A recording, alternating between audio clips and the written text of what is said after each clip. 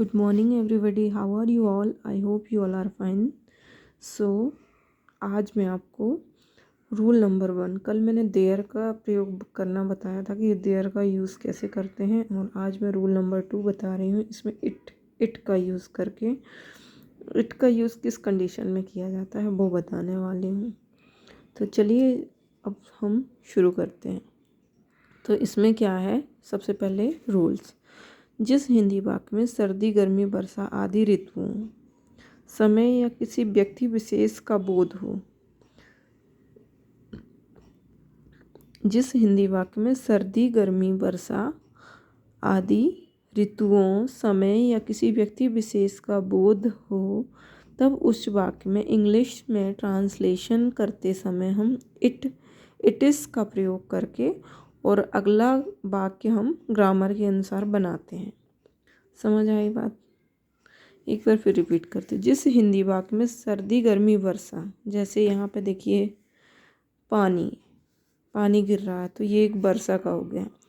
अगले में समय, आदि ऋतुओं, समय या किसी व्यक्ति विशेष का बोध होता है, तब उस वाक्य में इंग्लिश में ट्रांसलेशन करते समय इट इज़ का प्रयोग करके अगला वाक्य हम ग्रामर के अनुसार बनाते हैं। तो यहाँ पे देखिए अभी 10 बजे हैं तो ये समय का बोध हो गया, ठीक है। कल, ये भी एक समय होगा। उसके बाद अगला, तो देखिए यहाँ पे देखिए पानी गिर रहा है, तो यहाँ पे पानी गिर रहा है मतलब यहाँ पे वर्षा ऋतु का बोध हो रहा है कि ये वर्षा ऋतु चल रही है, तो हम इसमें हम इट इज़ का यूज़ करेंगे। तो पानी गिर रहा है, इट इज़ रेनिंग, मतलब हम जो है प्रेजेंट कंटिन्यूस टेंस का यूज़ हो रहा है यहाँ पे। जो हमारा वाक्य है पानी गिर रहा है तो ये प्रेजेंट कंटिन्यूस है, तो हम इट इज़ का यूज़ किए। उसके बाद रेनिंग, वर्षा। अभी 10 बजे हैं, इट इज़ 10 o'clock नाउ, ये प्रेजेंट सिंपल हो गया। अभी 10 बजे हैं तो इट इज़ 10 o'clock नाउ। कल मंगलवार था, अब इसको देखिए कैसे बोलेंगे। It was, yes, it was, ये इट विल बी, इस तरह से बनेंगे वाक्य। तो इट का यूज़ होगा, उसके अनुसार फिर हेल्पिंग वर्ब आ जाएगी। कल मंगलवार था, it was Tuesday yesterday, it was Tuesday yesterday. It is getting hot today, it is getting hot today. It will get cold tomorrow, it will get cold tomorrow.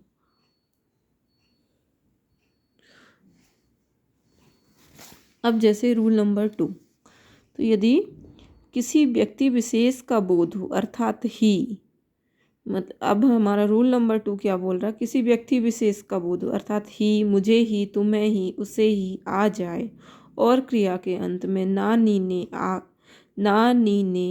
आकर है, हूँ हो या ये या होगा होंगे आ जाए, तब टेंस के अनुसार इट इज़ फॉर या इट वॉज फॉर या इट विल बी फॉर का प्रयोग करके subject plus to plus tens की फर्स्ट फॉर्म, वर्ब की फर्स्ट फॉर्म लगाते हैं। यहाँ पे देखिए एक बार फिर समझा देती हूँ। यदि किसी व्यक्ति विशेष का बोध हो, जैसे मतलब ही आता है जिसमें तुम्हें ही, मुझे ही, उसे ही आ जाए, और क्रिया के अंत में ना नी ने आकर है, हूँ हो या था थे होंगे आ जाए, तब इट इज़ फॉर का यूज़ करेंगे, और या फिर इट वॉज फॉर या फिर इट विल बी फॉर का यूज़ करेंगे। और उसके बाद हम subject plus to plus first form of verb लगाते हैं। जैसे इट इज़, जैसे मैं पहले इसका हिंदी पढ़ती हूँ, आपको ही जाना होगा, तो यहाँ पे आपको ही ये हुआ, मतलब ही आ गया ना पहले या दूसरा। तो it is for, rule number 1, it is for, it was for, it will be for, तो आपको ही, it is for you to go, subject plus to plus first form of verb, it is for you to go, उसे ही जाना होगा। अब देखिए उसे ही आना होगा, उसे ही आना होगा, तो ये फ्यूचर टेंस की बात हो गई। तो इसमें हम विल बी का यूज़ करेंगे, तो it will be for him to come, it will be for him to come. I hope ये भी आपको अच्छे से समझ में आया हो। अगर नहीं आया हो तो दोबारा रिपीट करके देखिए। यदि किसी व्यक्ति विशेष का बोध हो, रूल नंबर 3, यदि किसी व्यक्ति विशेष का बोध क्रिया के अंत में नानी ने नहीं आए तो टेंस के अनुसार it is, it was, it will B का प्रयोग करके subject plus who plus tens के अनुसार वाक्य बनाते हैं। तो देखिए, यदि किसी, रूल नंबर 3 क्या बोल रहा है, यदि किसी व्यक्ति विशेष का बोध क्रिया के अंत में नानी ने नहीं आए,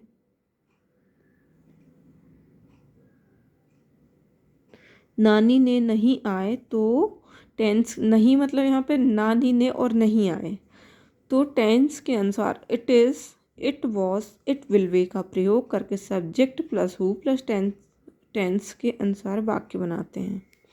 ठीक है, नेक्स्ट इसका एग्जाम्पल देख लेते हैं। तो देखिए, मैंने ही आपको बुलाया था, it was I who has called, it was I who has called.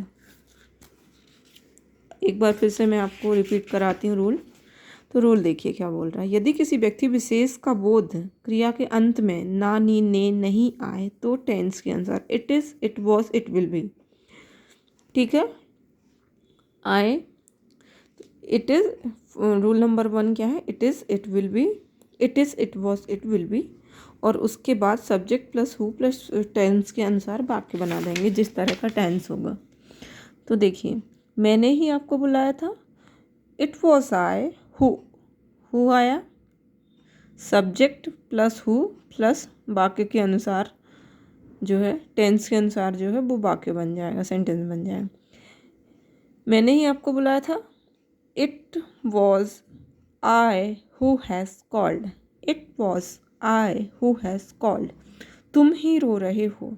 अब देखो, अब इसमें फिर से वो ही का यूज़ हो गया, तुम ही रो रहे हो, तुम ही रो रहे हो।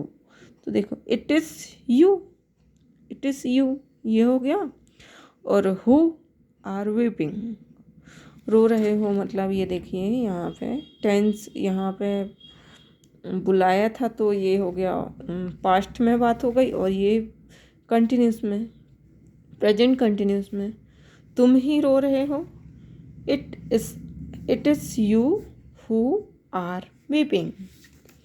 दुश्मन ही मरेगा, अब यहाँ फ्यूचर की बात हो रही है, दुश्मन ही मरेगा, इट इज़ एनिमी, मतलब अब यहाँ पे कौन है, इट इज़ एनिमी, मतलब थर्ड पर्सन की बात होती है यहाँ पे, तब हम हु का यूज़ कर रहे हैं। It is enemy who will be die, it is enemy who will be die. So अब तीनों देखो, यहाँ पे मैंने ही आपको बुलाया था, तो यहाँ पे हम प्रोनाउन की बात करें, मैंने ही, मतलब मैंने ही आपको बुलाया, इसलिए यहाँ पे हु का यूज़ हुआ। तुम ही रो रहे हो, हु आर वीपिंग, और यहाँ पे हम दुश्मन ही मरेगा, मतलब कोई दुश्मन कोई तीसरा होगा वो, तो यहाँ पे थर्ड पर्सन। तो इस तरह से हम इस रूल का यूज़ करते हैं। So thank you so much for watching.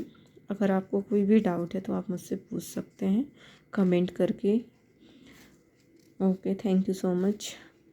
Like share subscribe my channel. Thank you, bye.